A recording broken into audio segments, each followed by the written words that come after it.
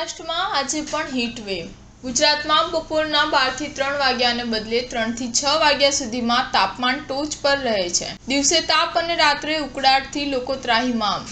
હવામાન વિભાગે ગઈકાલે આગાહી કરી હતી કે 3 દિવસ સૌરાષ્ટ્રના કેટલાક જિલ્લામાં હીટ વેવની શક્યતા છે, જેમાં ભાવનગર, પોરબંદર અને કેન્દ્ર શાસિત પ્રદેશ દીવમાં હીટ વેવની શક્યતા છે। આ ઉપરાંત અમદાવાદ સહિત આસપાસના ભાગોમાં પણ તાપમાનનો પારો 40 ડિગ્રીને પાર રહેવાની શક્યતા છે। આજે એવી માન્યતા હોય છે કે બપોરના 12 થી 4 વાગ્યા દરમિયાન તાપમાન ટોચ પર હોય છે, પરંતુ હવે બપોરના 3 થી સાંજના 6 વાગ્યા દરમિયાન તાપમાન ટોચ પર પહોંચી ગયું છે। હાલ તો દિવસે આકરો તાપ અને રાત્રે ઉકળાટ થતા લોકો ત્રાહિમામ પોકારી રહ્યા છે। આજે બપોરે 1 વાગ્યા સુધીમાં 3 ડિગ્રી સેલ્સિયસ તાપમાન વધીને 37 ડિગ્રી સેલ્સિયસ થઈ શકે છે।